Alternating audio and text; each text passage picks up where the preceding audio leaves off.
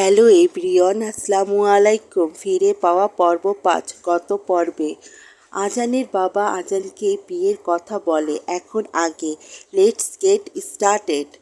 আজান বলল, বাবা আমি এখন বিয়ে করব না, আমার পড়াশোনা এখনও শেষ হয়নি, আগে আমি নিজের পায়ে দাঁড়াবো, তারপরে বিয়ে। মন্টু মিয়া বলল, আজান আমি কথা দিয়ে এসেছি।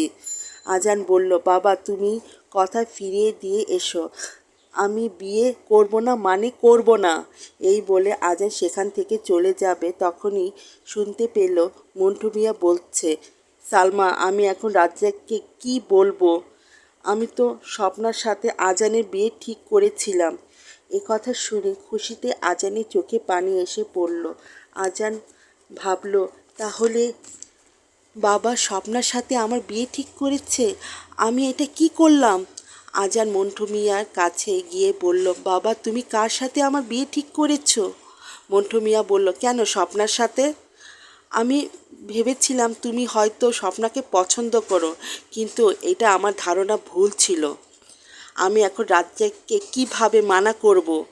আজান সঙ্গে সঙ্গে বাবাকে জড়িয়ে ধরে বলল, বাবা তোমাকে রাজ্জাক আঙ্কেলকে মানা করতে হবে না, আমি এই বিয়েতে রাজি। মন্টু মিয়া বলল, তুমি সত্যি বলছো? আজান মনে মনে ভাবল, বাবা তুমি আমার মনের কথা বলেছ, আর আমি তোমাকে মিথ্যা বলবো? আজান বলল, হ্যাঁ বাবা আমি স্বপ্নাকে বিয়ে করব।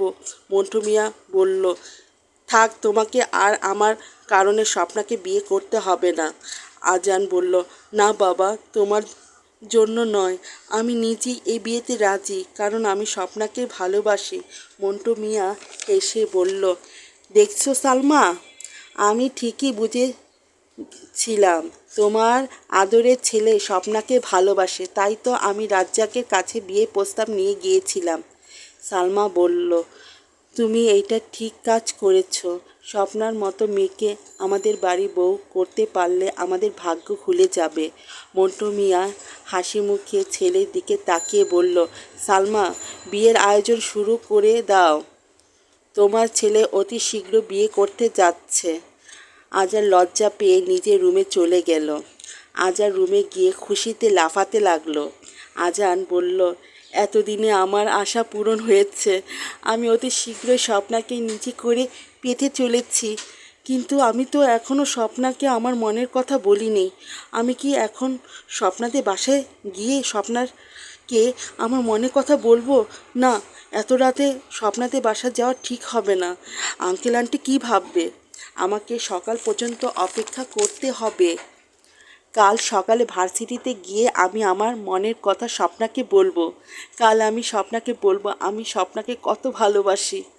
আজান বলল, এই রাত কখন শেষ হবে, কখন সকাল হবে, আর আমি আমার স্বপ্নার কাছে যাব? আজানের যেন তর সইছে না, আর এদিকে স্বপ্নাও ঘুম আসছে না। আজান আর স্বপ্না এভাবে একে অপরের কথা ভেবে ভেবে রাতটি পার করল। সকালে খুব তাড়াতাড়ি ঘুম থেকে উঠে স্বপ্না ফ্রেশ হয়ে বাবা মার সাথে দেখা না করেই ভার্সিটিতে চলে গেল। ভার্সিটিতে গিয়ে স্বপ্না চুপচাপ বসে আছে। এমন সময় তানিয়া এসে বলল, কি ব্যাপার স্বপ্না, তুই একা বসে আছিস? আজান কোথায়? স্বপ্না তানিয়ার কোনো কথায় উত্তর দিচ্ছে না। এমন সময় আজান দৌড়ে এসে স্বপ্নাকে বলল, কি ব্যাপার স্বপ্না, তুমি আজকে আমাকে ছেড়ে একাই এসে পড়েছ? আমি তোমার বাসায় গিয়েছিলাম, আঙ্কেল আন্টি বলল তুমি ওনাদের কিছু না বলেই চলে এসেছো। তানিয়া বলল, তোরা কথা বল, আমার লাইব্রেরিতে একটু কাজ আছে, আমি যাই, পরে দেখা হবে। আজান বলল, স্বপ্না চুপ করে আছো কেন, কিছু বলছো না কেন? স্বপ্না বলল, কি বলবো, আমি তো কিছুই বুঝতে পারছি না। বাবা মা আর আঙ্কেল আন্টি আমাদেরকে ভুল বুঝেছে, তারা ভেবেছে আমরা একে অপরকে ভালোবাসি, কিন্তু তাদের এই ধারণা ভুল। আমরা তো একে অপরে ভালো বন্ধু। তারা আমাদের মতামত না নিয়ে আমাদের বিয়ে কিভাবে ঠিক করতে পারলো? আজান অশ্রু ভরা চোখে স্বপ্নাকে বলল, স্বপ্না তুমি হয়তো আমাকে বন্ধু মনে করো, কিন্তু আমি তোমাকে বন্ধুর চেয়েও বেশি মনে করি, কারণ আমি তোমাকে ভালোবাসি স্বপ্না।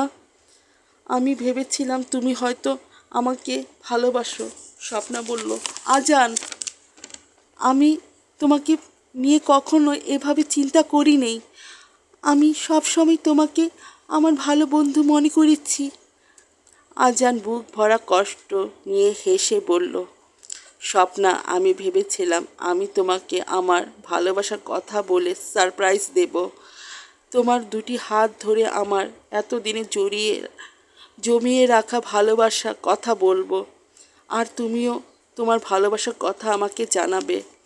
কিন্তু এইটা আমার ভুল ধারণা ছিল। তুমি তো আমাকে তোমার বন্ধু ছাড়া অন্য কিছু ভাবোনি। আমি তোমাকে সারপ্রাইজ দিতে গিয়ে নিজেই সারপ্রাইজ হয়ে গেলাম। তোমার হয়তো এখন আমাকে বোকা মনে হচ্ছে, তোমার হয়তো হাসিও পাচ্ছে আমার উপর, তাই না?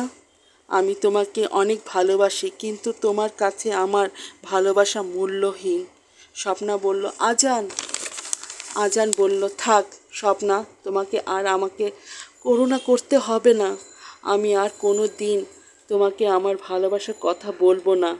এই বলে আজান সেখান থেকে চলে গেল। স্বপ্নাও অশ্রুভরা চোখে আজানের দিকে তাকিয়ে রইল। আজ আমার গল্প আমি এখানে শেষ করছি। যদি আপনাদের কাছে আমার গল্প ভালো লাগে তাহলে লাইক, কমেন্ট, শেয়ার ও সাবস্ক্রাইব করবেন। অবশ্যই অল বেল বাটনে ক্লিক করবেন যাতে আমার ভিডিও সবার আগে আপনাদের কাছে পৌঁছে যায়। আসসালামু আলাইকুম, বাই বাই, টাটা।